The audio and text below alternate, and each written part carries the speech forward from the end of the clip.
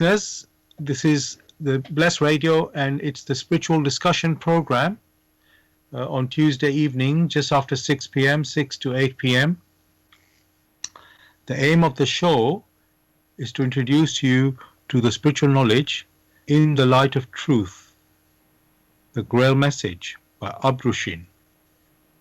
And we have a topic for discussion every week, a new topic. The topic for tonight is the journey of life. The journey of life.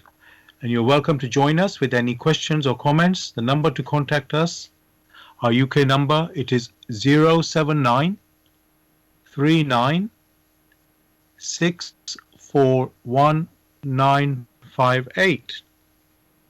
You can call, text or use WhatsApp.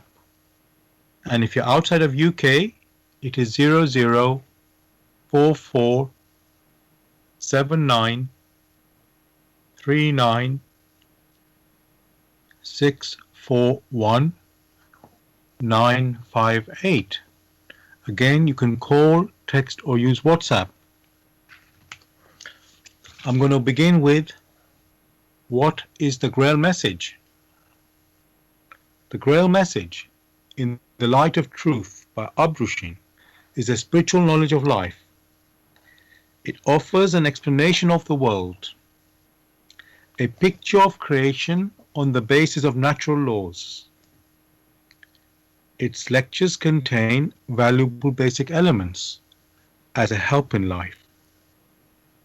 For through the knowledge mediated, the reader is again brought closer to life and led back to God.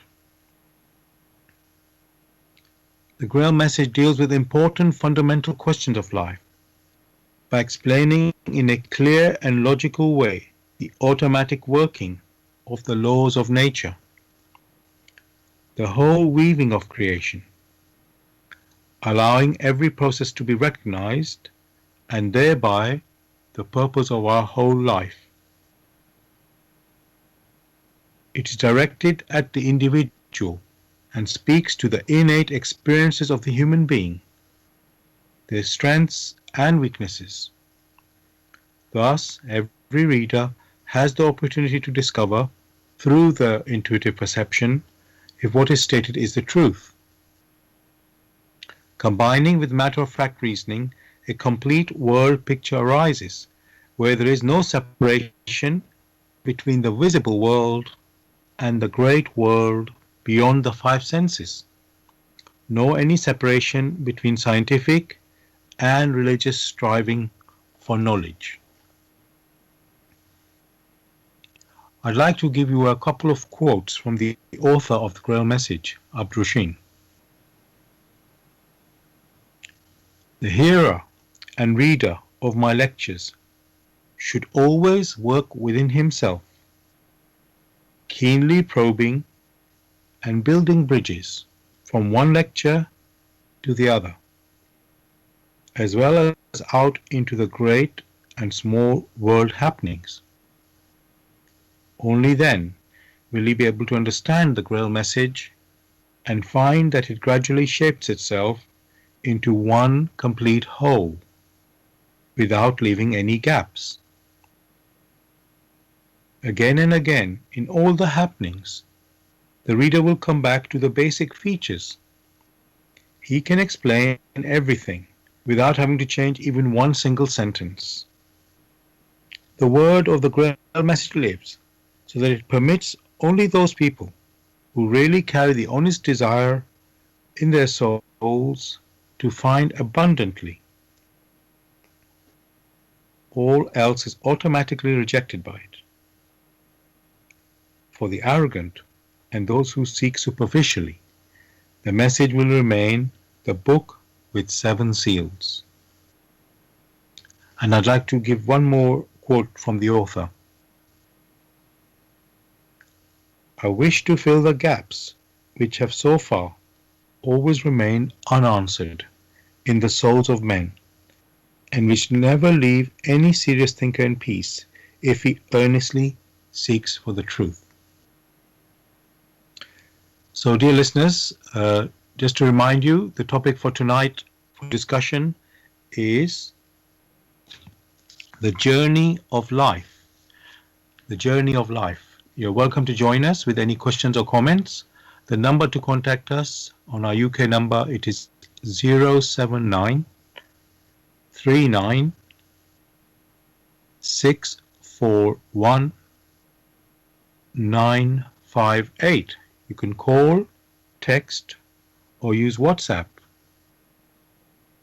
And if you're outside of UK, it is 0044 79 39 641 958. Again, you can call, text, or use WhatsApp. Gregory, I normally like to look up the meaning of the title in the dictionary, but today I decided not to do that because I believe the words are very common and very easy to follow. So just to remind the listeners again, the topic we've chosen tonight is the journey of life. And I'd like to just start with the first question, Gregory. Is life actually a journey? I think you're still on mute, Gregory. Hello? Yes. Did you hear the question? Yeah, of course I did. Is life actually a journey? Yes. Maybe the word journey and the word life need to be explained properly. Journey basically is a movement from one place to another. The question is, what does this movement? And where does this movement commence? And where does it end? This has to be taken into consideration. And then finally, what will be the purpose of such journeys? That means the movement from one place to the other. At the same time, one can take the intuitive meaning of journey, which could be a change of state.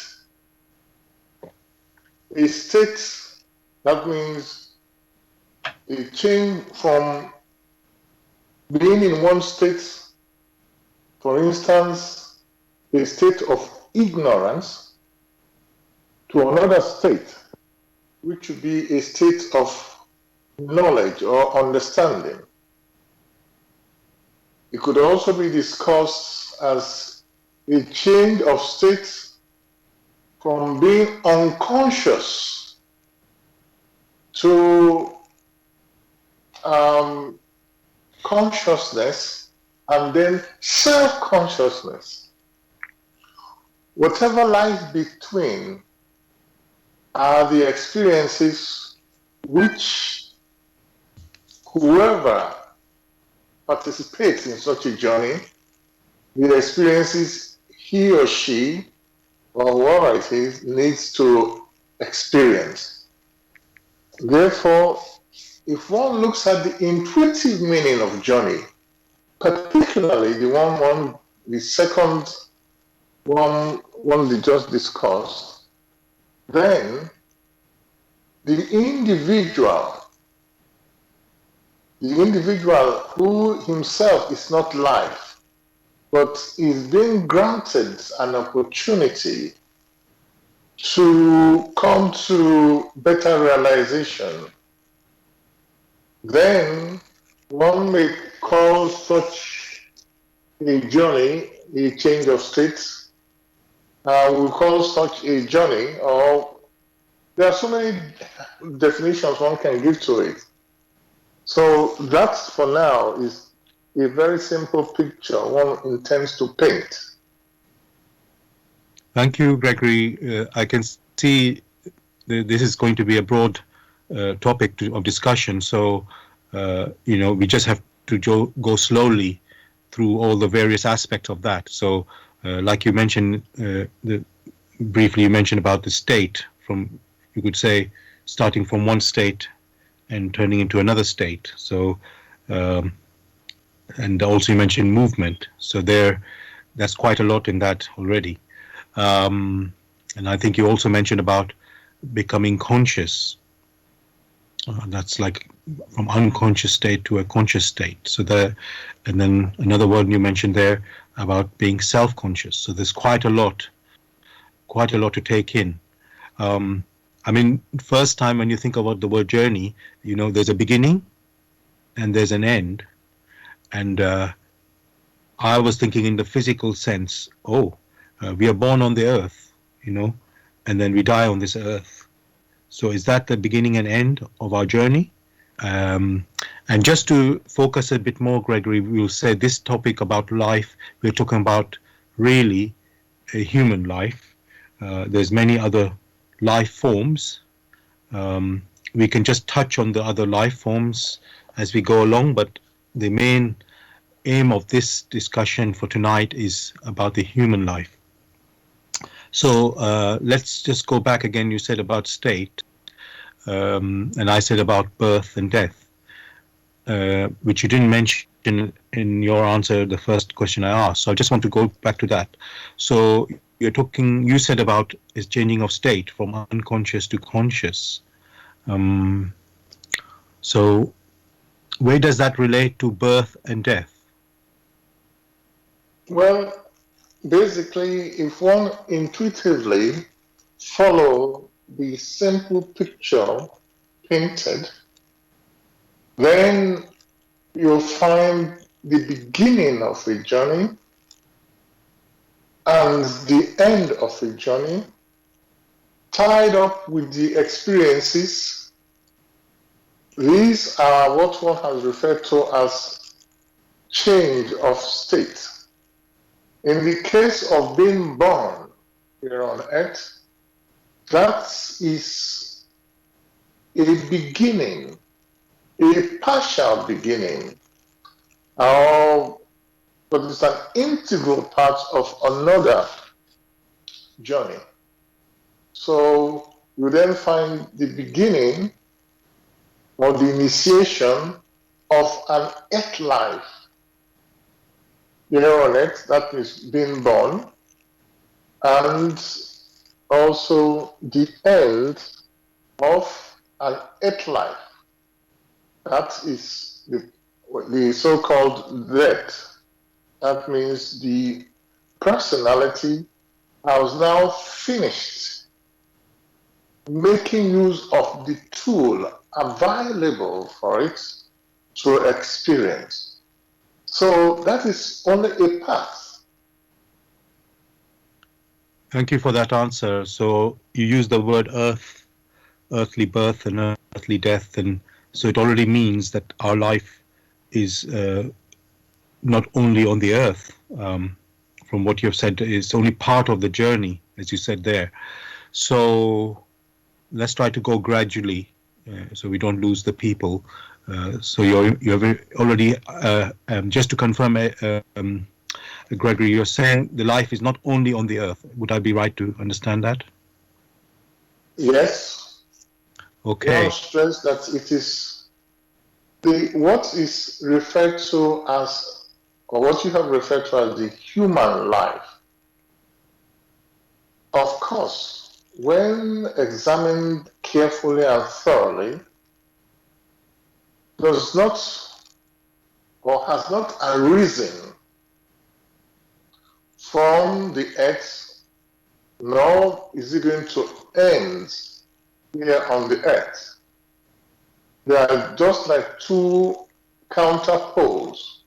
So what one is referring to is the core that activates the tool, which tool is the physical body that one uses in experiencing.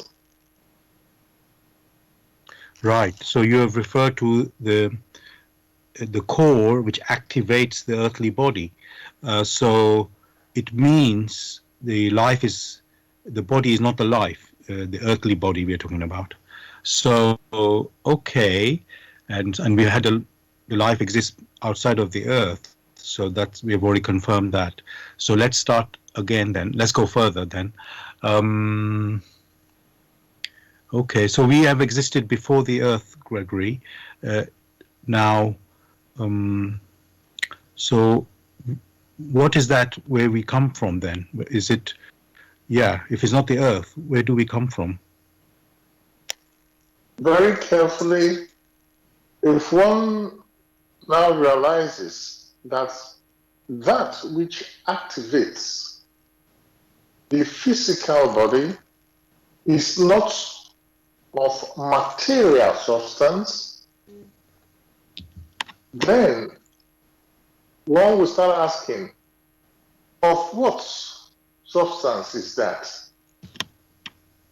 It must be of a different substance that makes use of the world of matter.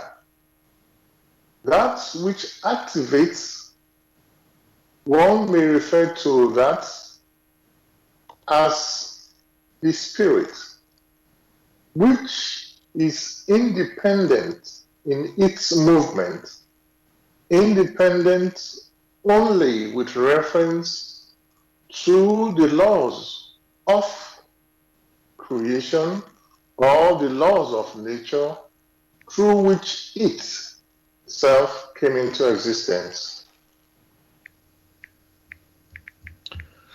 Thank you, Gregory, for that answer. So, what you're saying, that the life, the human life, is actually the spirit, the being that is in the body, the that activates the body, the earthly body.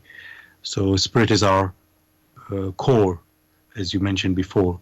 I didn't listen to everything you said, so just to, in case I didn't, if you already answered, you can just let me know. So, following, I would like to ask then. So, the spirit, where does this spirit originate? The spirit itself originates from an analogous section within creation, which is the sphere of the spiritual. The spiritual, which one may refer to as a spark which needed to make itself noticeable through activities. That realm from which it originates is different from the realms below it. That means it has set out from a realm, and in order to experience slowly, it needs to traverse from that realm to another realm, one may refer to world of the animistic, and then gets into the so-called world of matter. So what we find here is what is referred to as the material sphere. The material sphere is only used as cover. It has been adapted in such a way that it can be attracted by that unit of spirituality such that it's able to experience within the world of matter. Thank you for that answer. So really, what you've said, it's quite a journey, a long journey. What I can see from what you've said there, what people might think the journey might be. You know, we've moved on from the earthly birth and death to quite a, let's say, deeper and longer journey than people might have thought about. So it's quite a big thing. Now, Gregory, why is it that we are not aware of this? journey, like the way you've said. I mean, we know about birth, earthly birth and death. That everybody knows about that, and then let's say the rest of it is really pretty much unknown. And how come it's like that we don't know? It is not very accurate to say that the personality does not know. The most appropriate answer would have been that the personality, which itself is of spirit, is unaware fully. For whilst here on earth, it uses its physical body or its intellect. The intellect is a product of the frontal brain. When one examines very carefully, one will find that this intellect is the one that gathers the experiences externally. Is able to build up to some extent a very simple picture. But when one looks deeper than that, as in the case or in the cases of dreams, where to a large extent many can sense themselves moving from one scenario to another scenario. That means what is called dreams most of the time are sometimes confused experiences which the individual has. Therefore, one is able to move from one place to another in dreams. The question is, what is it that moves? Is it the physical body or the non-physical body? The physical body remains in the same place, but the non-physical body, in its vibration, that is why I want to use that word state, is able to perceive, is able to move around, to experience in different areas. So dreams alone are a direct proof that we ourselves are not intrinsically our physical body. There are also other experiences which many have mentioned, so-called near-death experiences. One may examine this, and there is enough evidence to show that the human spirit that one finds here on earth only uses the physical body as a tool in order to experience. Thank you for that answer, Gregory. Again, we've opened up the topic, another aspect of this topic. You mentioned their dreams, and for me, it refers, it tells me there are many abilities that we carry, and they always say we are told to live our life to the full, fulfill our potential. And then you think, oh, we have these senses, and abilities, which we want, as a child, you want to develop those abilities so you can have some use on the earth. You can do, become something. So, so on that word dreams, we do have dreams about what we want to be, or whatever talents that we have. So I want to ask Gregory, should we always go after our dream, what we want to fulfill? Because not everybody achieves their dreams. One has to be very careful when dreams, the way one has used it, and the way you yourself have just used it. Because the dreams I'm referring to are the realities that one, or realities of experiences which the spirit gathers in its movement. What you yourself have just mentioned is using that word, dream, as a sort of aspiration, what one aspires to do. These are two different things. However, that aspiration, which is referred to as dreams, requires some effort in order to attain to that aspiration. Thank you again, Gregory, for clarifying these words and concepts, because yes, we do use them in a particular way, and then being a spiritual discussion show, we need to see the picture in the context, like you've just pointed out. So thank you for clarifying that. Dear listeners, I just want to remind you, listening to Bless Radio. It's the Tuesday evening spiritual discussion program from 6 p.m. to 8 p.m.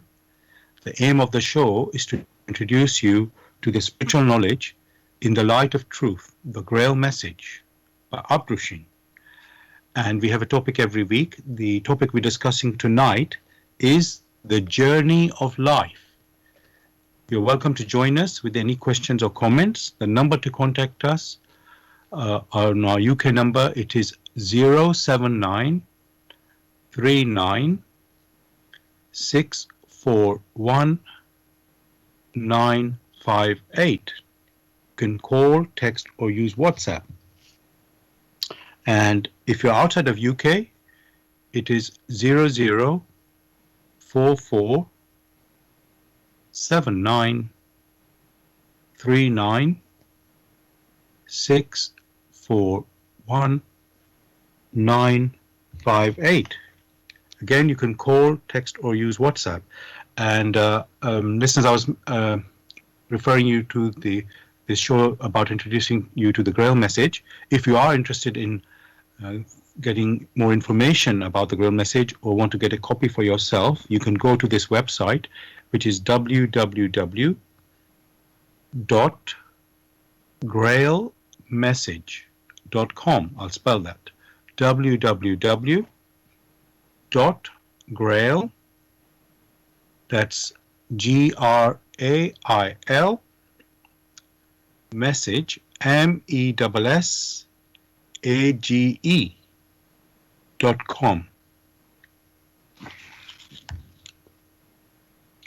Gregory, you mentioned, in fact, in the beginning, right at the beginning of the show,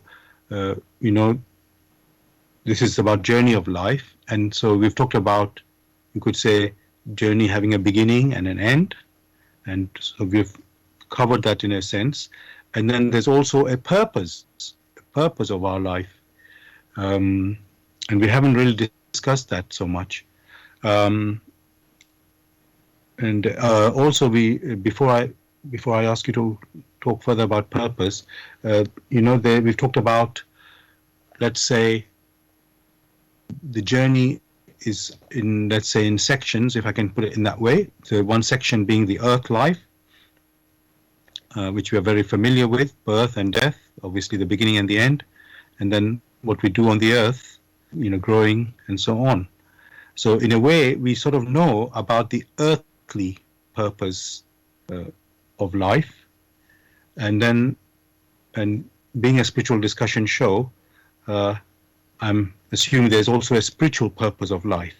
Again, we're referring to the human life, just in case anybody's joining the show. We are talking about the journey of life. We're going to focus on the human life here. So my question to you, Gregory, is what is the purpose or the spiritual purpose of our life? Well, thanks for that particular question. For further clarity, it is assumed that one knows the purpose of an earth life, which begins with birth and ends with so-called death.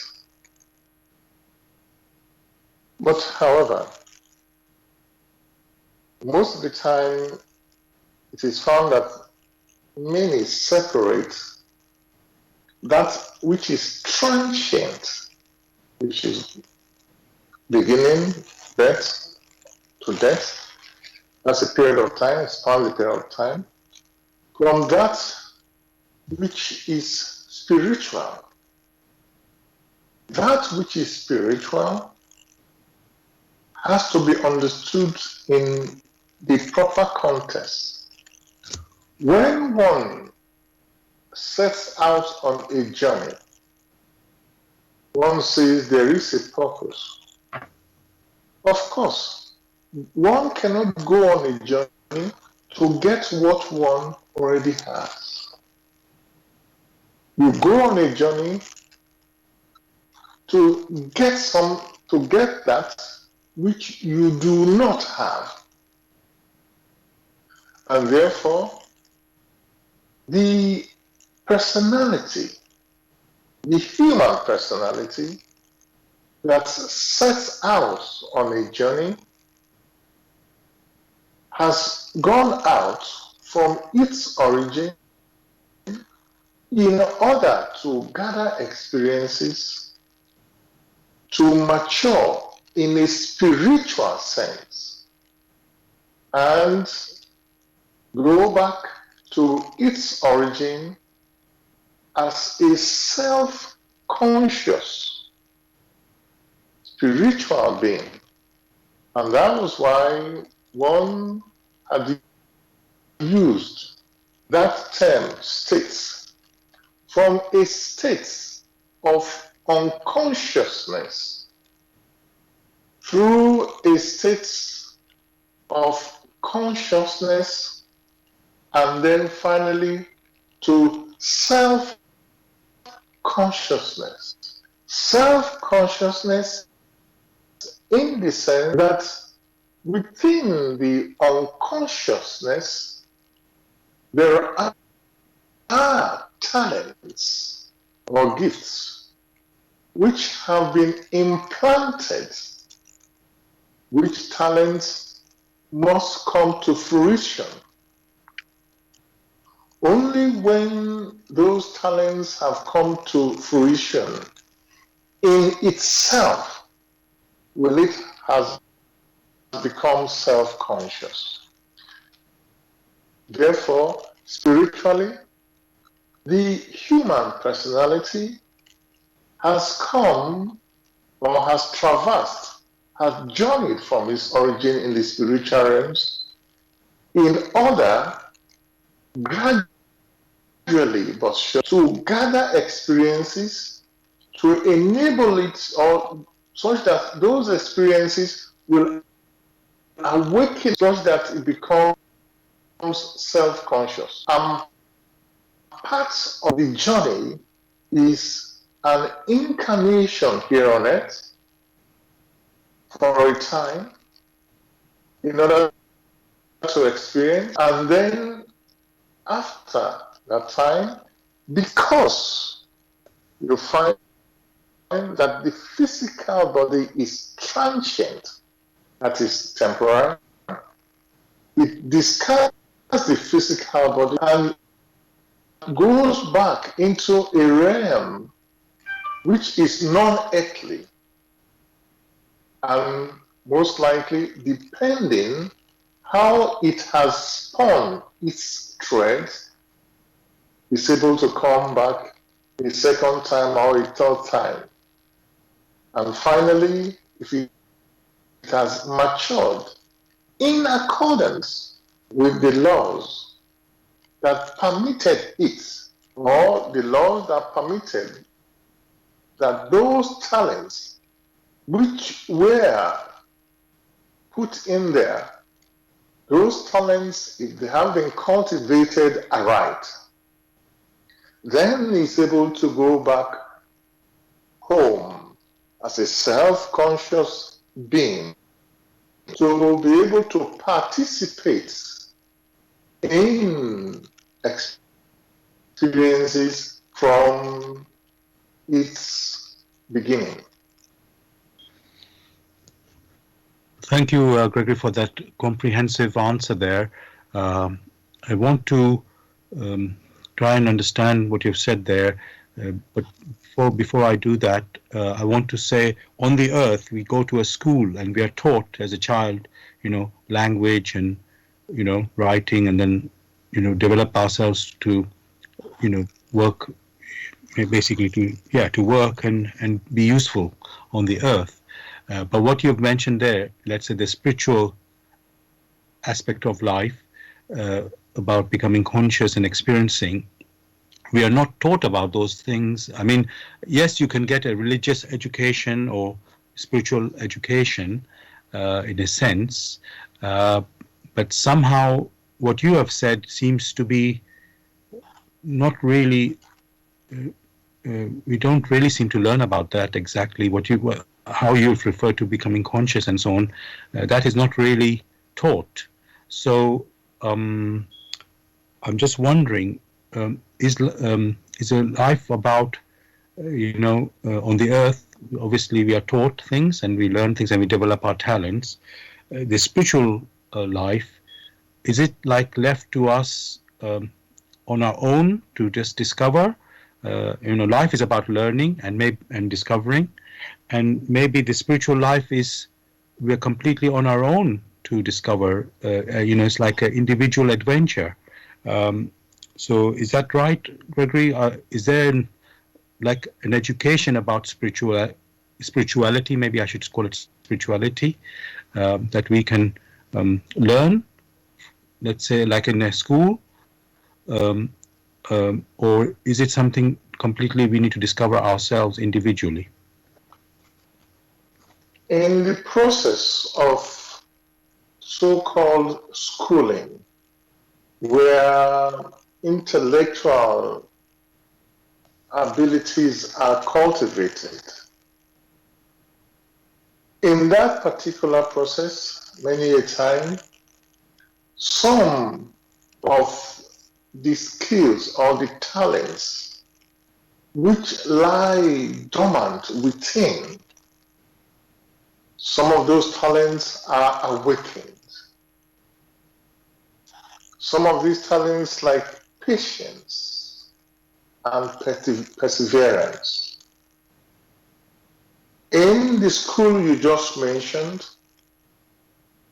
if one uses allegorically a language which is to be learned, say the language, for instance, English, or the languages of the so-called sciences, or sometimes the language of the arts, of which music is also a part. These are so-called tools through which the personality will be engaged in order to develop those innate talents which have been, in quotes, buried within it. For it is these innate talents which come out. A firm, good volition in anything you wish to do, that's is some talent which could be cultivated. And yet, in the so-called earth life, the school which one attends, one learns a language. Just as one learns a language, in the spiritual sense, one also learns the language which creation permits us to learn. And to learn that language is the task, is the key task to the fulfillment that will enable these innate talents to come to fruition. For without learning this language, which is universal, which is not tied to the earthly language like English or French or Chinese, you'll find that along the line, something of patience needs to be cultivated. Perseverance needs to be cultivated. Love, unflinching love, needs to be cultivated. These are the internal values which are eternal. One repeats again. These are the internal values which, when cultivated and come to fruition, become the eternal values that the human spirit must have cultivated whilst experiencing different challenges here on earth. Thank you, Gregory, especially for repeating that last few words about, the eternal values, internal values, which must become eternal values, like love, as you say, and patience and perseverance, because those are the, let's say, you could call them life-changing experiences that, just transform a human being, from being like a machine, if I use that word in machine in quotes, to somebody living. So this is really, what life is really about. So thank you for bringing those values out. This is what life is about. And in fact, what you refer to, I'm going to read something from the Grail message at the end of the show, just about language, actually learning a language, but I won't go into it right now because you've covered it already in what you answered there. So thank you for that. Now, Gregory, now we talked about love, patience, and perseverance. What about happiness? Are we meant to be happy in this life, or is it just that you achieve that at the end of your journey? Because maybe life is meant to be tough. You're learning, you're growing, you make mistakes, and and let's say you even do harm, and you get the consequences of the harm. You've mentioned about the laws. It might be appropriate actually to talk about these laws in a moment. I would say. Yes, but yeah, let me just talk about happiness first. So, Gregory, are we meant to be happy, let's say now in this earth, have a happy life on this earth now, or is that just the goal you achieve once you have, let's say, achieved our goal, which is becoming conscious and, let's say, learning those values, and use, I say learning them, just it may not be quite right the word I want to use there. It's like having these values that are like part of our life. So does happiness, is that a reward at the end of the journey, or can we have it on this earth as well? Because it seems, we do have moments of happiness. I don't say we don't have any moments, but it seems that it's normally a bit tough on the earth in many cases. Maybe an example or an illustration may clarify this particular scenario. When one is striving hard to learn a language, let us say a foreign language, one has to adjust oneself to the challenges of these languages. When along the line that personality is able to communicate to some extent, that means communication, because language basically is structured communication. So, when that personality, to some extent, not is able to communicate his high intention.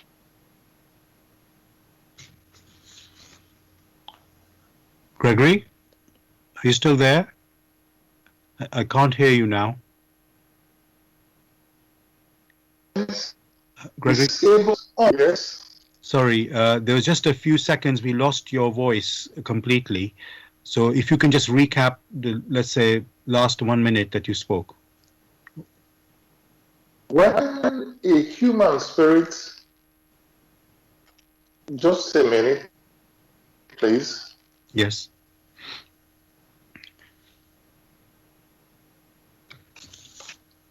I'll just, while you're waiting, Greg, getting ready, I'll just tell the listeners, you're listening to Blessed Radio. Can you hear me? Yes, yes. Okay, go ahead, Gregory, go on. Okay. When a person is learning a language, particularly a foreign language, that person or personality has to adjust himself or herself to the challenges of the foreign language.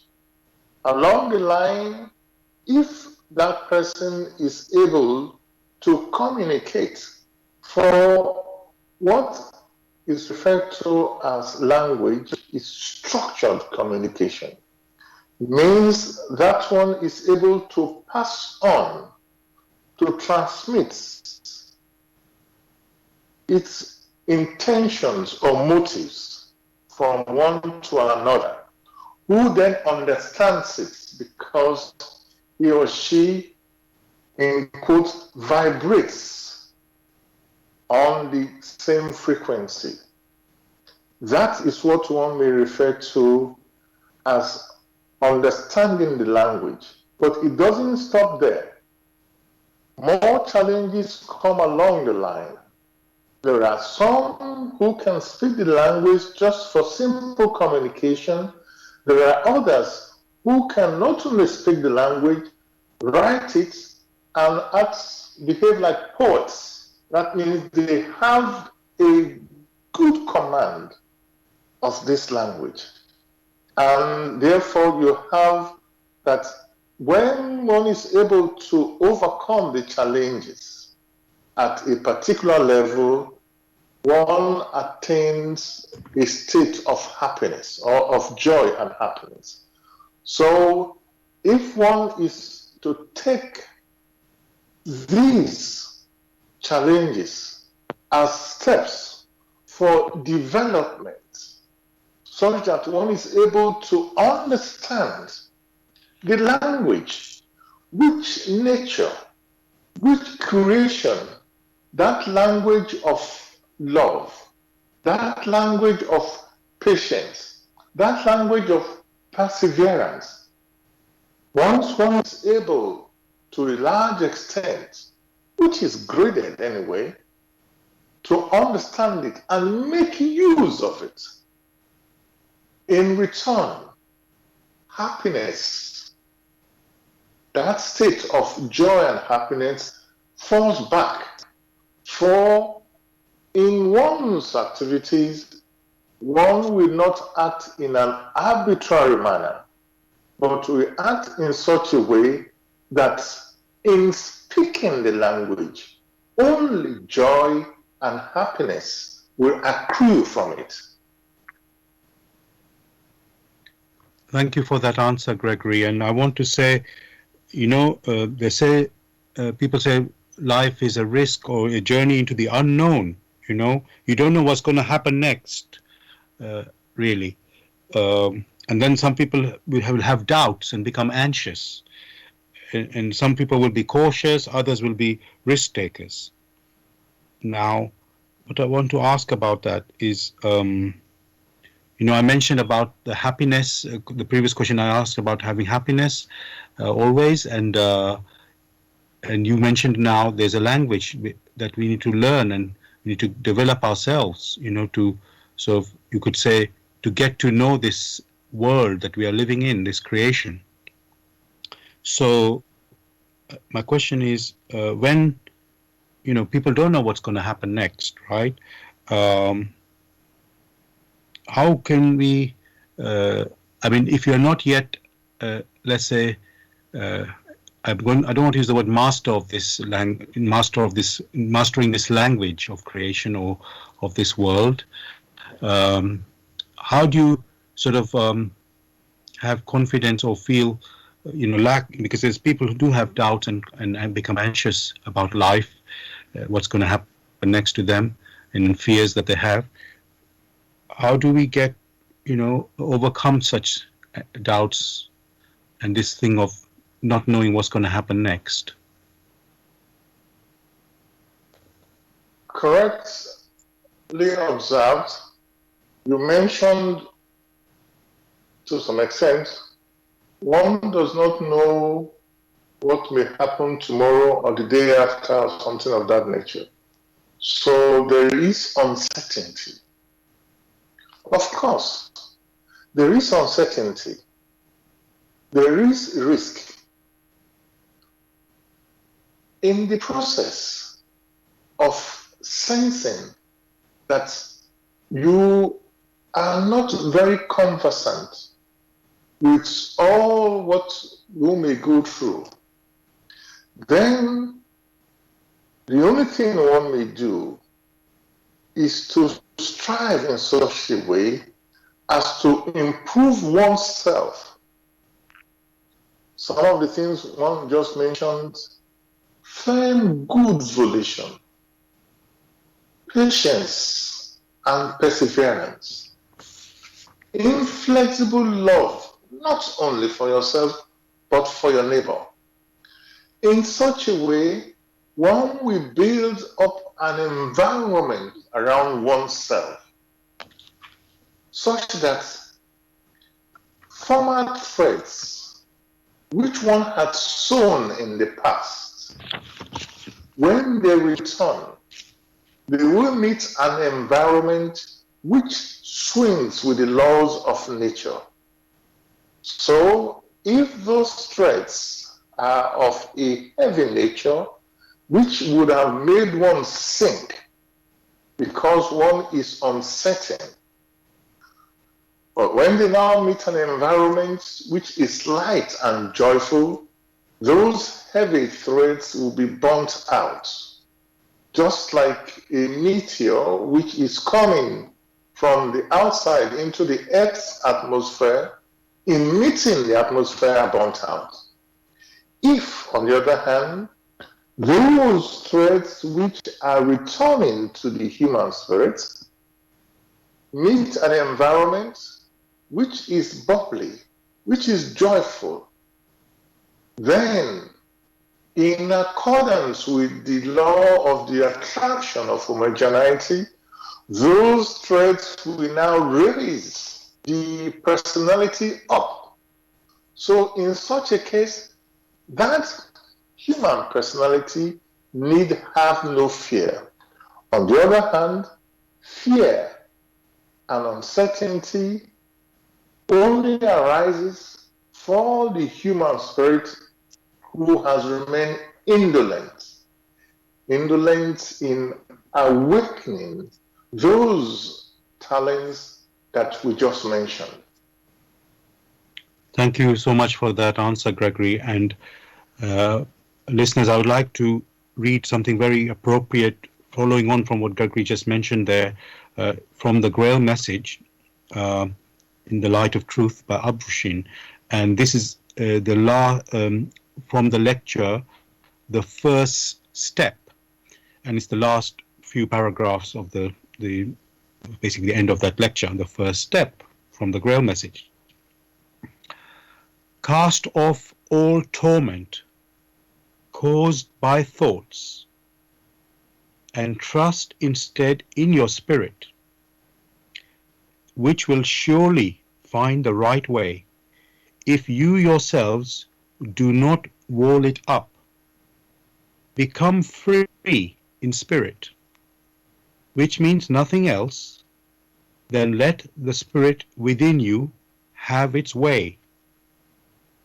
Then it simply cannot do other than journey towards the height, for its very nature draws it upwards with all certainty. Hitherto you have restrained it, so that it could no longer unfold. Thereby you had restricted its flight, or bound its wings. The foundation for the building of a new humanity, which you cannot and must not evade, rests in the one sentence: keep the hearth of your thoughts pure. And it is with this that man must begin.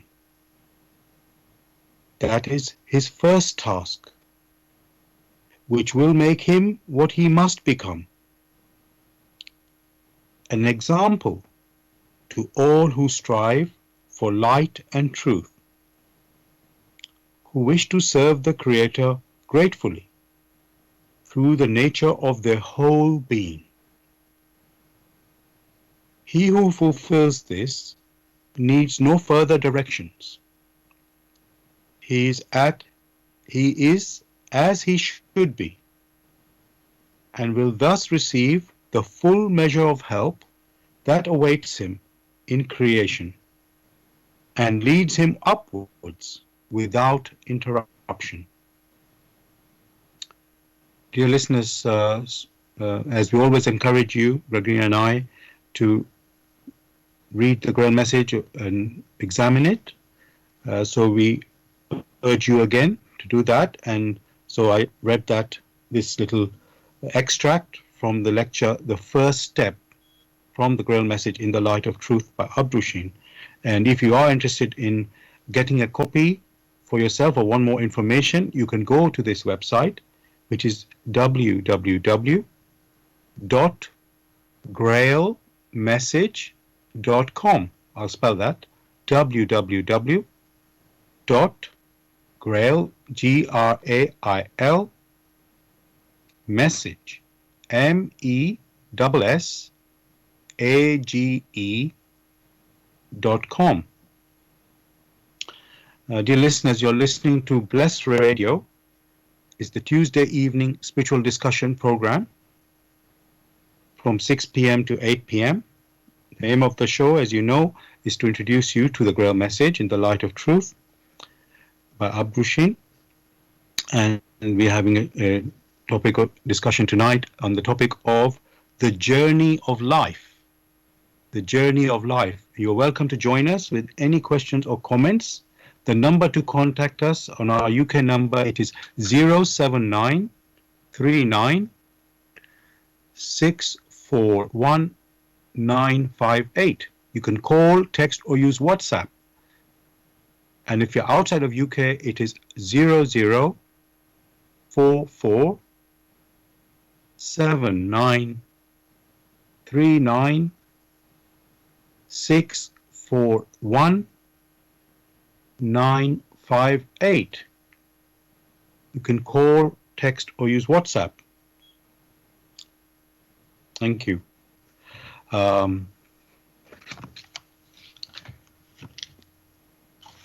Gregory, so let's look at life a bit more.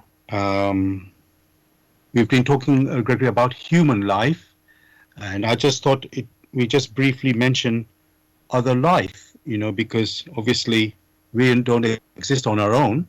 We know about the animals, we know about nature, we hear about, let's say, the Creator, the angels, and even fairies and so on. Maybe that's a legend nowadays. People don't think about it so much, and so on. And so, Gregory, let's just try and go through those things and see,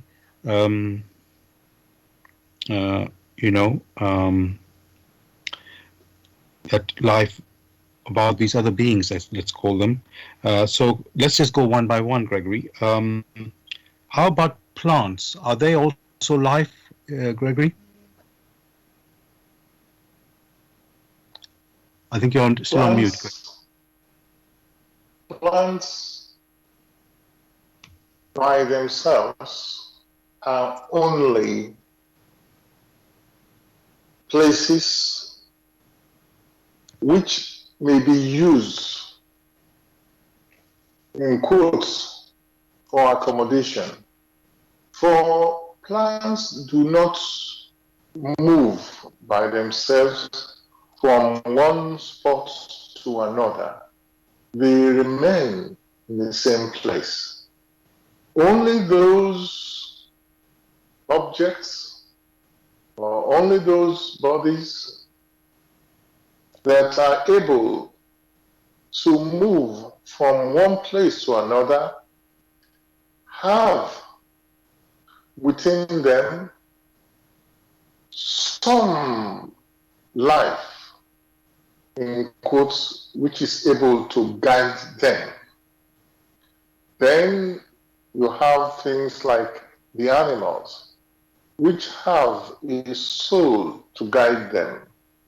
But these animals are not, or the soul of these animals are not the same as that of the human spirit, who has life within itself, whereas the other one, to a limited extent, has that which is able to guide it from one place to another. Just to clarify that, Gregory, are you saying the animals are? You said the animals have souls and human beings have spirit, and so just to be clear, are the animals living then? Just to be clear, because there's some. If you can clarify that a bit. Oh, you're on mute. When you use the word living, yes, you are using it in such a way that it is so very limited. For life itself is completely independent. What life is can only be understood in terms of divinity. In creation, what one has is that a breath of life has been endowed with the human spirit to be able to internally to direct its path in order to mature. Down in the gradation, you have the animals, which animals also have what one may refer to as group souls. Details of how these things are, the connections and the structure in categories. One will examine the work in the light of truth to get a precise and clear picture. thank you for that. How about angels, Gregory? They're also beings that we hear about. Let's say in the biblical and other religious texts, we're told about them, and so even some of it says they're made of fire, and we are made from the earth. So, could you just tell us more about their origin, the angels? It is possible to discuss all these things, but deliberately one will not. Why? Because in the walk, in the light of truth, the connection between all that exists in creation has been laid bare and very clear. There are different categories. The angels belong to a different category in the divine. There are also plants, there are also so many things. As this discussion is about an introduction to the work in the light of truth. It's only fair and correct that the listener, in further investigation, must examine this work itself. Then, in the course of doing that, the structure of creation, the categories in creation, and the connections of the different parts in creation, even up to the divine, will be very well made. We want to discuss all these different categories. It will only add to the confused state. Therefore, it is advised that one may take one simple category and discuss it over time. But each personality is capable of doing that. For in putting in the efforts, in accordance with the law of reciprocity, strength, the blessings which accrue from such efforts will be personal, will be for him or her who makes that effort. Therefore, one can only advise that they themselves examine it. Thank you for that answer, Gregory. Another aspect of life I would like to discuss is about heaven and hell. Again, let's say we are told in religious texts that these places exist, and so yes, So, Gregory, first of all, I'm just want to know. Life is a journey, as we've talked about, and you've talked about going from one state, let's say unconscious state, to becoming conscious state, and then becoming self-conscious. How does that relate to heaven and hell? Because we hear about that, in these religious texts or spiritual texts, but so far we haven't really mentioned it in our discussion. If one is to be very objective, then one will find that what is referred to as religion nowadays, in its undistorted form, is only a tool to understanding spirituality. Only a tool to understand spirituality. For in its undistorted state, there will be no confusion or contradiction. Therefore, one will find that in the religious circles, whenever there are contradictions, it is most likely that these teachings have been distorted. For it is well known, a house divided against itself cannot stand. That is why when many try to go into spirituality, they run into counter examples. They run into so much confusion. But because they don't want to cause any misconception, they just accept it. Heaven and earth are not the only, or these terms have been used as a conception. When heaven is mentioned, it is referred to those other places which are not of the physical earth. Or when earth is mentioned, it's being taught as a counterpole. When the human spirit comes to experience, it needs the tool that is homogeneous to that environment. That too which is homogeneous to the environment is the physical body. That means it has to go through the process of birth, experiencing over a period of time, which you refer to as an earth life, and then death. That is the point where it discards this tool, doesn't use it for experiencing anymore.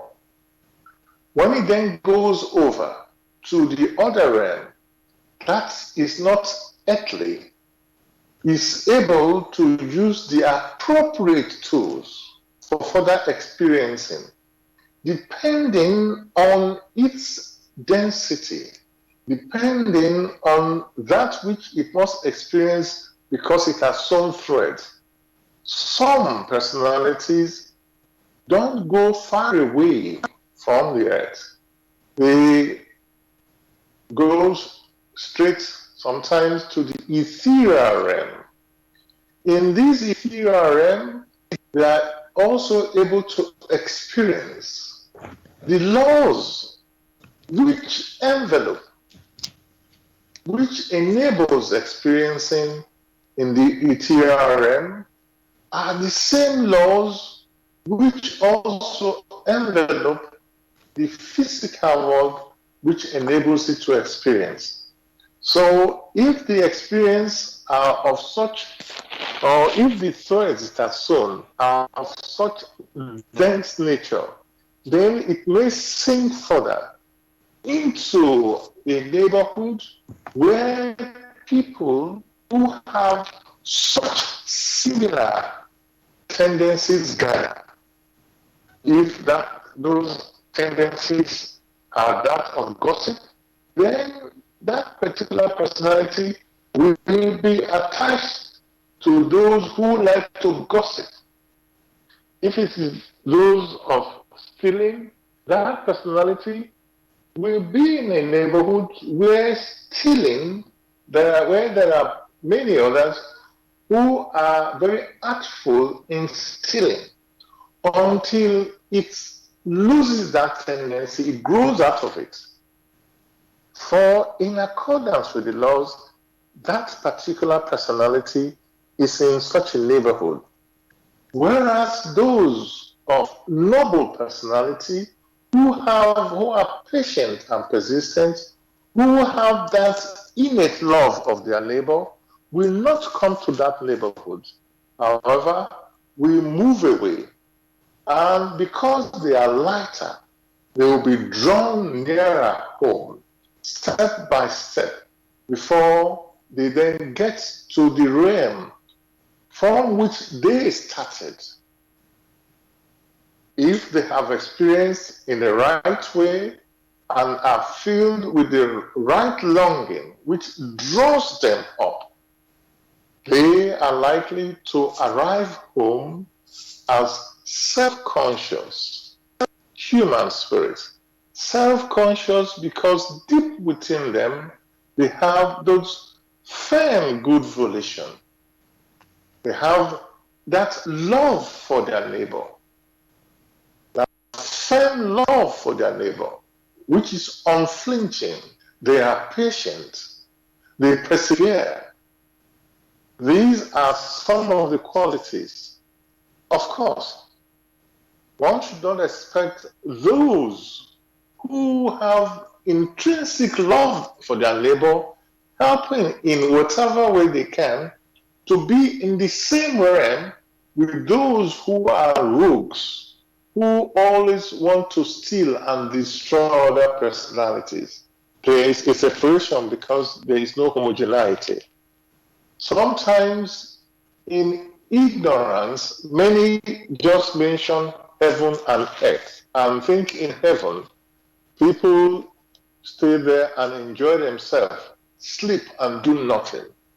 Whereas in reality, those who, in quotes, are in heaven have the most vigorous, the most self-exerting activity they can be involved with, which in return brings them joy and also happiness is the key there. Therefore, one should not just imagine it is only the earth and heaven. Thank you for that. Again, a comprehensive answer there. I mean, you gave the picture of how this, let's say, man's journey takes place. The separation, if I can say, between the good and the bad, and so on. And you were referring to, as we always do, about the laws of nature or the laws of creation.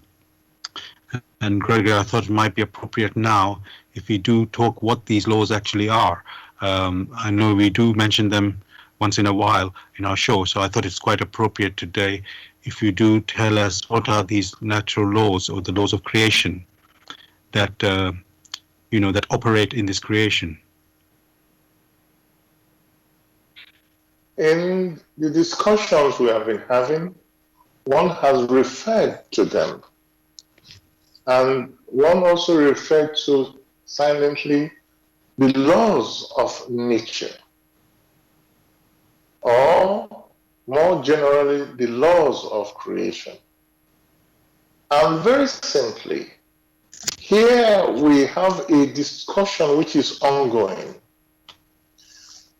Many are able to hear or listen to our discussion because in the transmission of signals from one place to the other, there is resonance. That word resonance, for things to be able to resonate in the physical, you just use the word resonance. But a more appropriate spiritual expression will be the law of the attraction of homogeneity. For only those things which are homogeneous will resonate. If there is no homogeneity, there is no attraction, there is no precipitation. That is why you hear the expressions like father, like son. Birds of a father flock together. The key word here, the key expression is that of resonance. Only through resonance is one able to hear. When a language is spoken, only through resonance, when things resonate, are you able to understand. If they do not resonate, then there can be no seeing. There can be the perceptions of the five senses will be null because there's no connection. So the key here is the attraction of homogeneity, the attraction of homogeneous species. So that is one of the laws. Again, you will find that in nature, in life or in living itself, whatever it is, there is a reciprocity. That's which is referred to as reciprocity is only a result that when one initiates an activity, there is a reciprocal activity which is then attached to it. Many may refer to this as the law of sowing and reaping. But one can picture a cycle which has to be completed when one has sown a seed or when one has initiated in creation, has initiated activity. It will come to a conclusion. These many have already sensed but could not hold on to it. It applies here on earth. It also applies to activities which are not earthly. And the activities which are not earthly turn out to be the bigger part than the transient activities which one finds on Earth. So here on Earth, there is the law of reciprocity, which again many call reaping or sowing and reaping, or reaping and sowing. These cycles continues. So that is the second law. The third one, which one may call that of gravitation. Before I dwell on that, one must explain why these are called laws. If one considers that nature itself has constituents by which the thoughts of men, the different objects in nature, seen or unseen, the smallest and the largest, these laws applies to the smallest particle or the largest particle or the smallest body accumulations or mentions. You'll find that these laws themselves apply, and these laws do not change. Because these laws do not change and applies to everything in creation, they are eternal. And because they are eternal and are imbued with motion, therefore they are called laws. Now one can go to the third one, which one may refer to as that of gravitation. Gravitation, not only what you see on Earth, for gravitation only has arisen due to density. That which is more dense sinks, and that which is lighter rises. One can check this with air currents. One can also observe when you have balloons. One can also observe when you throw a piece of stone, which when you try to fling it out, it falls back to the earth due to gravitation. Gravitation is only a result or is a resultant effect of densification. These are the three laws which form the cornerstone in creation. These have been mentioned, but that doesn't mean that because they have been mentioned, they should be taken in a literal sense. Each personality must examine these things thoroughly. To examine is not just to accept. To examine is to reflect deeply, not only intellectually, but also intuitively. And in the process of examination, intuitively and subsequently intellectually, the results of that which one seeks will come about. Then it becomes clear what Christ has said.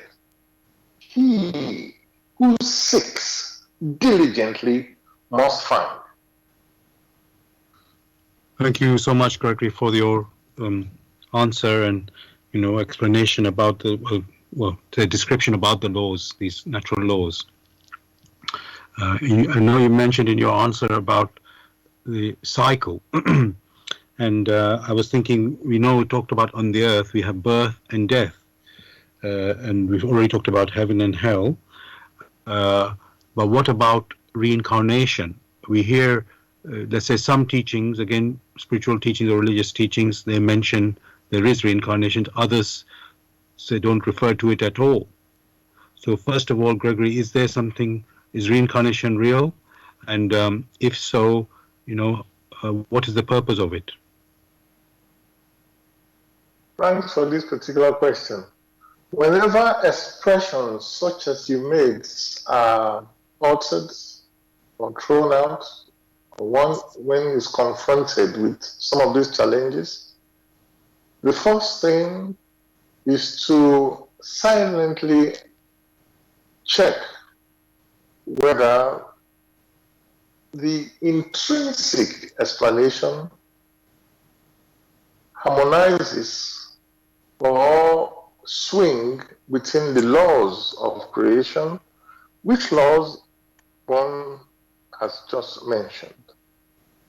Reincarnation only gives the strong impression that there is an incarnation which is a repeat. That's why we have the word reincarnation. And how could this have come about? A very simple example is a human spirit that has come to the earth in an instance in order to experience. In that process, it spends a period of time.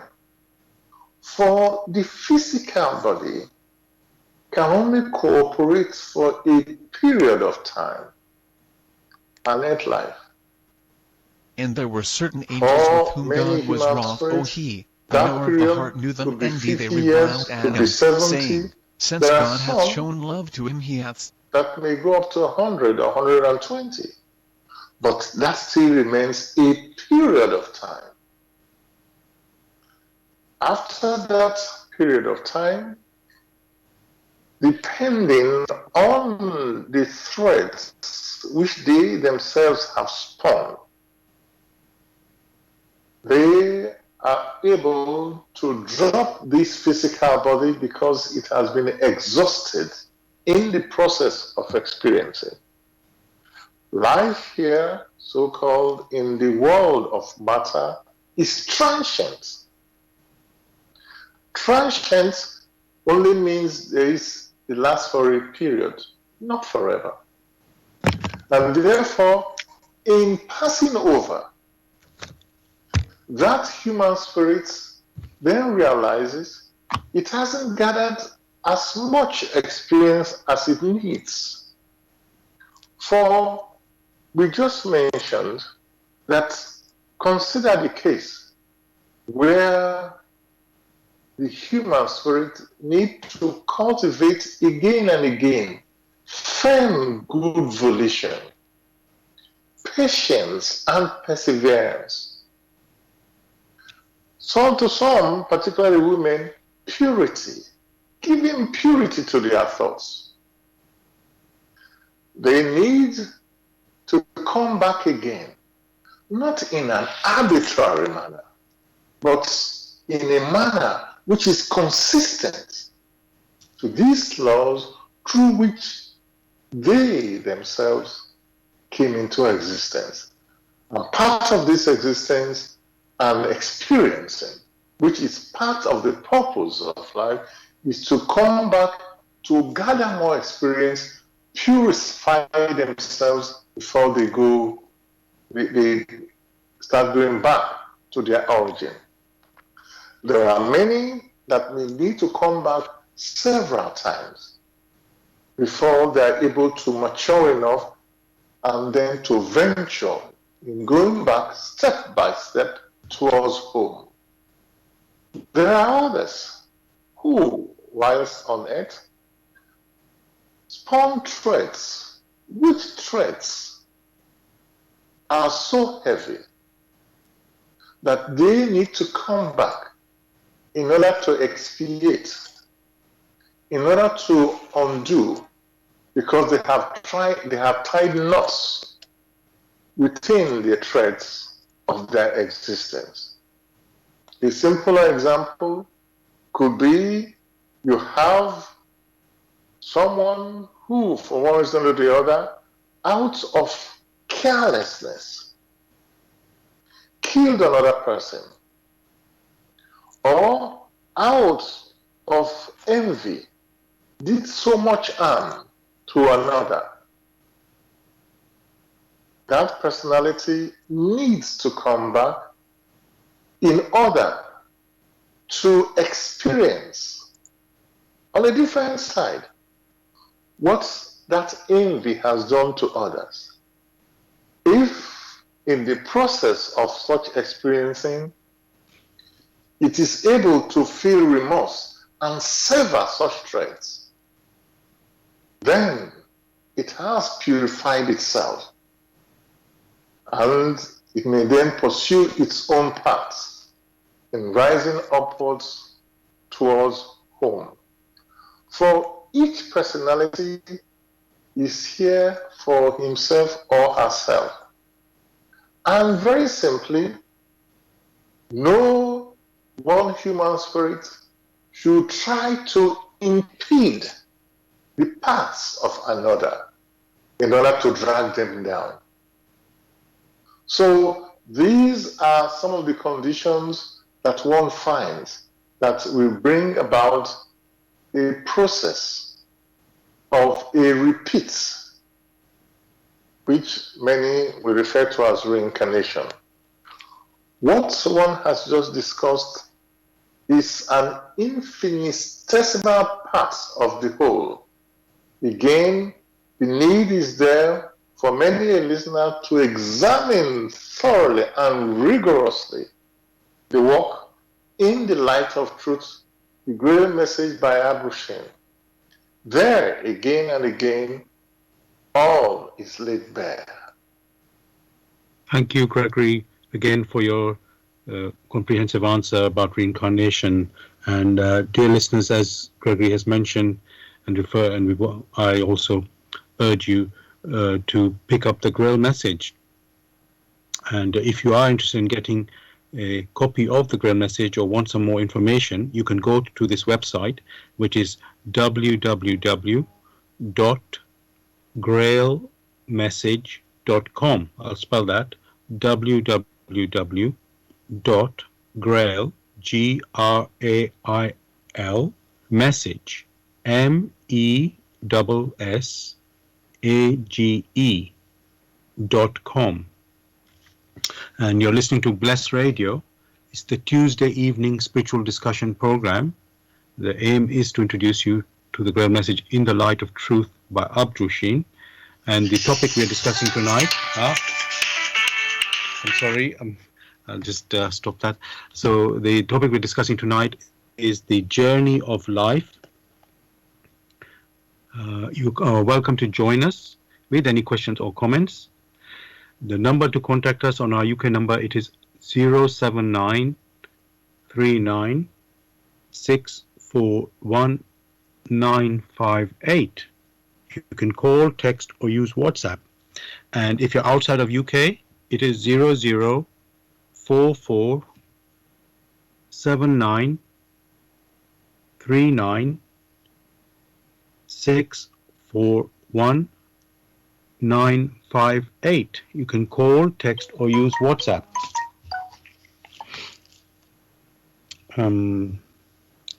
Gregory, something little bit on a different angle, you could say. As you know, we are suffering this COVID-19 pandemic in the world, and all these world leaders or country leaders are fighting in a different, each one, let's say, doing their own way to fight this pandemic. And they say they're using scientific advice. I mean, the thing is, people have not come across this COVID-19 before, as we know, so it's very difficult and challenges, and they're making difficult decisions, and obviously a lot of mistakes also being made. So my question, Gregory, is, and also, the people are suffering not only from the COVID-19 directly, some people obviously, but there's a big impact on the economy, and even other health services are not, especially in UK, let's say, the hospitals are being focused onto the COVID pandemic, and so there's less, services available, say, for cancer and other severe things, also, let's say, the usual things. that they deal with, they also have partly sacrificed, so people are suffering there as well. So my question, Gregory, here is, the politicians are in charge of the country and in making such decisions, and they say they're using scientific evidence, to make their decisions. Uh, let's say, and then we do get even. Let me not sidetrack too much. So my question is, Gregory, um, when we have to deal with this situation, um, how do the leaders supposed to work on it? Because uh, they need to think about so many things, like I said, economy, social, uh, consequences, and health consequences. And if they're getting these advisors around them, which, let's say, scientific advisors telling them, oh, for example, I want to give an example right now in UK, what is happening. It's happening worldwide, but let's talk about UK. We are getting a second wave, uprise in the infections daily. It's gone up again exponentially, like it did at the beginning in the first wave. And of course, in the first wave, we had a lockdown. That's what happened. And this second one, they don't want to go for a lockdown, at least the politicians. And the scientists, it seems, were saying, no, better to do a lockdown. You can, handle it strongly. And the politicians made up their mind, like a political decision. This is where I'm coming to, that no, we don't want to have a second lockdown. Because that was a massive impact. We will just do these, let's say, strong measures, but nowhere near as strong as the lockdown. And then they make that decision and implement it. So my question, Gregory, is how do we make such decision when we are in this unknown situation? Because it's like you could make choice A and you can have a choice B, and you really don't know which choice is going to work the best, let's say. At least when you're making the decision, and you're just saying it, I don't want to have the same thing that happened last time. It's like I've just made up my mind already that this one, I don't want to do it this way this time. So how do we, Gregory, how do the leaders, go forward in this situation? Thanks for that question. The question kept stressing how. There are challenges in nature. The so-called pandemic is a challenge. Therefore, to deal with any challenge, in quotes, in life, one must ask oneself, what are these talents which have been imbued in the human spirit, which many a person who call themselves leaders should have, or those who are attracted into a particular scenario to be able to find solutions? What they must do. First, there are the virtues, which virtues have been implanted in the human spirit. Those virtues, the opportunity for those virtues to come to fruition must be granted. And therefore, those who call themselves leaders, must, one way or the other, be able to apply these virtues to these challenges. These virtues one may call the virtue of courage, the virtue of heroism, the virtue of diligence, the virtue of modesty, the virtue of truthfulness, that of faithfulness, that of wisdom, that of humility, that of fulfillment of duty, and that of compassion. If none of those who are involved in dealing with these challenges, if none of them harbors any of these, then there is no way they are able to overcome the challenges, even when they claim they are using whatever method, be that of science or of intuition. These are the virtues they themselves must harbor in order to lead many out of it. For in these challenges, one may take the example of that of football. The goal must be unflinching through faithfulness and truthfulness, through diligence, like you have in the case of so-called football, where the goalkeeper and the center forward and the different people play a different side. They have one goal: to be able to overcome these challenges. If that is what we find available, then they seek very diligently. And of course, for those who seek diligently, they will find. If not, they will not find. Thank you for that, Gregory. Yes, as usual, we always need to look at the bigger picture, and maybe we can get lost when we are going through our own personal situation or people around us, and focus and lose the focus on that bigger picture. And so those, you could say, high values of love and compassion and this diligence, you said, working that way, it's all, let's say, in a sense we know about them, but somehow we might forget them or neglect them when we're in this sort of difficult situation. We might not think about those things. So, and that just shows that we must always be steeped deeply into them, so that at any time, in whatever the situation is, we can deal with these things. So thank you for that. Now, I want to talk more about, let's say, our earthly lives, where people say, when they ask what is the most important thing in their life in this pandemic, let's say very commonly people have been stuck at home and so on, and they're missing their family and the social things that sort of brings us together.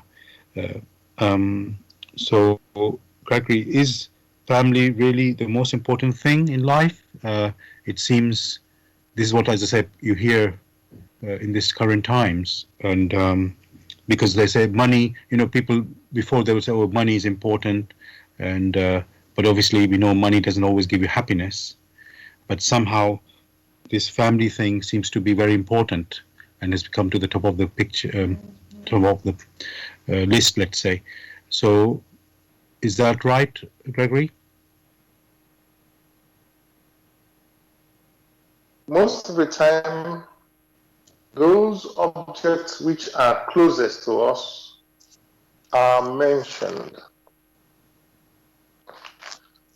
However, those objects do not help the human spirit sometimes to unenvelope or to develop its skills or its talent which have been implanted into it. Therefore, one can only stress that challenges will come from almost all directions. And to be able to overcome these challenges, the need is there to be in the states of alertness, to be vigilant. So vigilance is the first, to be able to perceive that which could drag one down, or to be able to perceive that which will enable one to rise and brings happiness. Therefore, one must judge in vigilance. By vigilance, one is talking about the vigilance through one's intuition and vigilance through one's earthly intellect in everything one is doing, so that you're able to decide, would family be the most important or not so important? Would work be the most important or not so important? Each personality, through their personal vigilance, should be able, using their free will, to determine that which is of value and that which is of less value. Thank you for that, Gregory. It's what I can see from what you're saying is that we can't have a fixed answer. Oh, this is the way to happiness, or this is the whole thing is mobile, and you have to be living in that moment. What is required in this moment, and being vigilant, like you say, alert. So we always have to be active, pursuing whatever we are pursuing, or dealing with what we are dealing with. So yes, thank you for that. Another question, I mentioned earlier about living life to the full of our potential, fulfilling our potential. So when we say that, living life to the full, does that mean you jump to, and we said, I know I mentioned about the dreams as well, but I know the focus on the dream that you were referring to and what I was referring to, two different things. But let me talk about, let's say, the earthly dreams, where, let's say, when you're growing up and you want to be, let's say, a pilot or something excites you, let me say like that, Gregory, and you want to jump into that as a young person, you think of that's what you want to be. But let's say when you turn into adult, as you go for your dream, that earthly dream, let's say, life turns out to be harder than that, not as as your dream might want to be. So my question is there, Gregory. Let's say we don't have all the resources that we need to be, let's say, a particular dream that we have, money-wise, opportunities-wise, whatever it is. So do you pursue that dream now with that?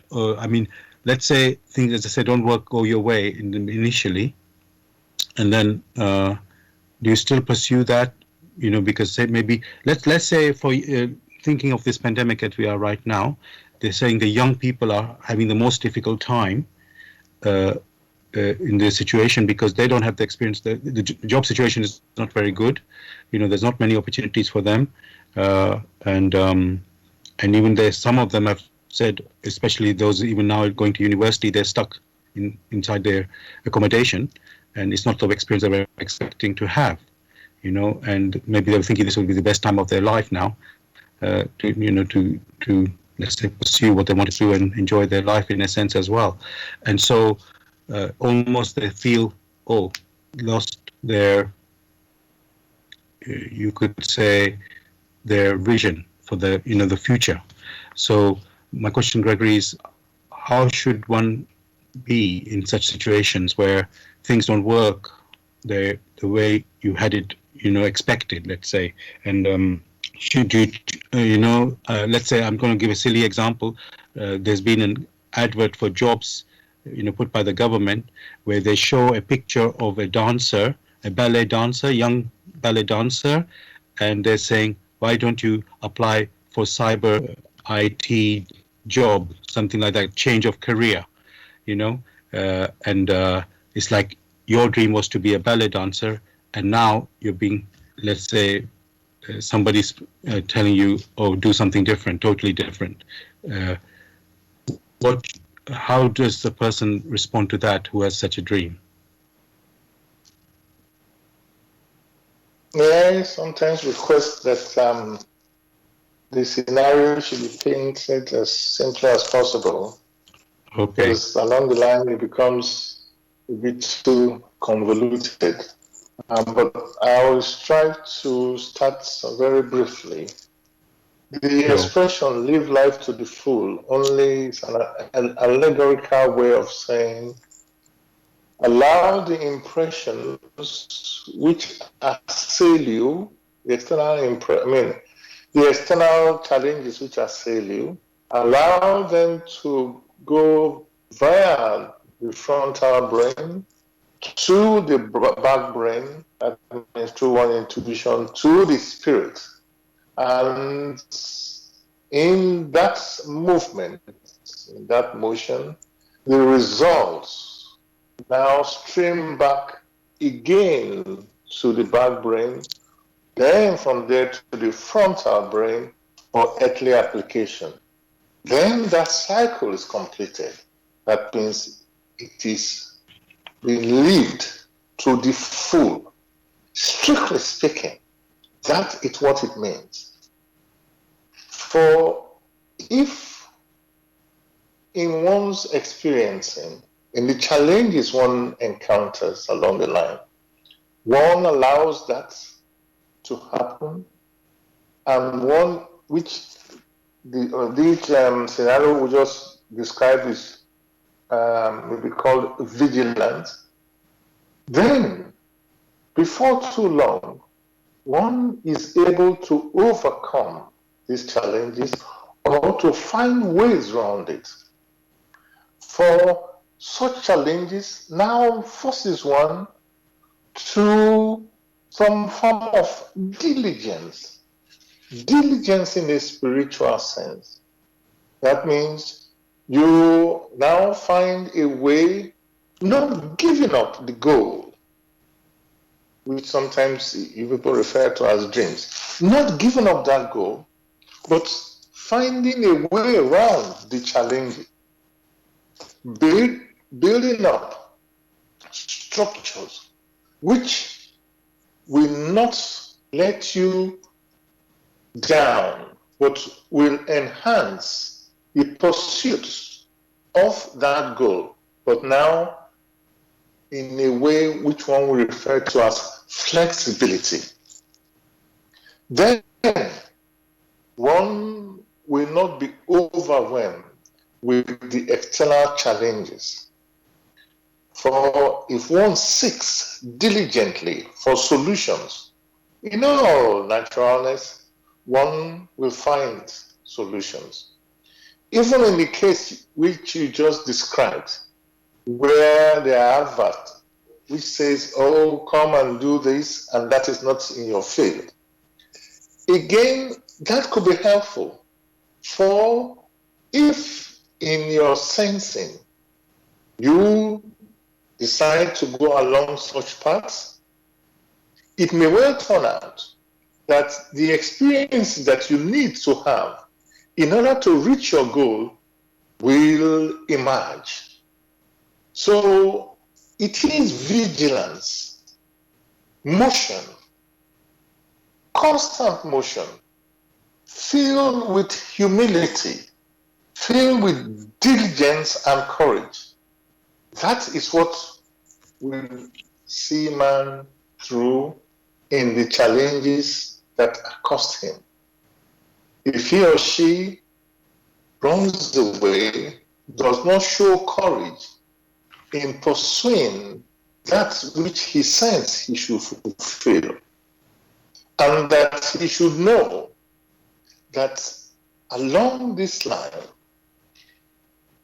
some things may not just come the way he expects it, but needs to develop his skill here, his skill there, and in the long run, he will arrive at where he needs to go.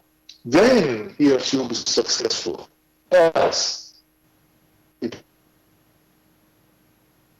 will be complaints and complaints, and we never push through, or with reality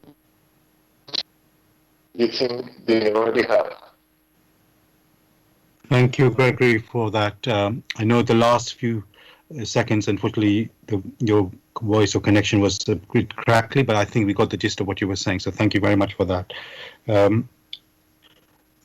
listeners, I want to end with a quote from the Grail message, which is very appropriate for the topic of tonight, which is the journey of life. So I'm going to read this extract from the lecture, The Language of the Lord, from the Grail message, In the Light of Truth, by Abrushin. You earthmen are in this creation to find supreme happiness. In the living language which God speaks to you, and to understand this language, to learn it, and to sense inwardly the will of God in it, that is your goal during your journey through creation. In creation itself, to which you belong, lies the explanation of the purpose of your existence, and at the same time also the recognition of your goal.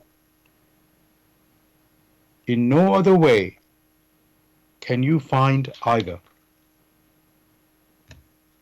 This demands of you that you live creation, but you're only able to live or experience it when you really know it. With my message, I now open the book of creation for you. The message clearly shows you the language of God in creation, which you must learn to understand so that you can make it completely your own. So thank you, listeners, for joining in the discussion tonight about the journey of love. Hope you enjoyed it. Just, Gregory, I want to ask you if there's anything you'd like to say to the listeners to say goodbye. I wish them a very good week. Thank you for that. Thank you. So yes, listeners, same from me. And thank you for listening tonight. Hope you got something enlightening for you. And as we always say, please do, if you're interested to know more, or if you want to get a copy of the Grail message, you can go to this website, which is www.grailmessage.com. I'll spell that, www.grail, Grail, message, MESSAGE.com. So we'll be back again as usual next Tuesday, 6 p.m. to 8 p.m. with another topic for discussion. All the best, everybody. God bless. Take care.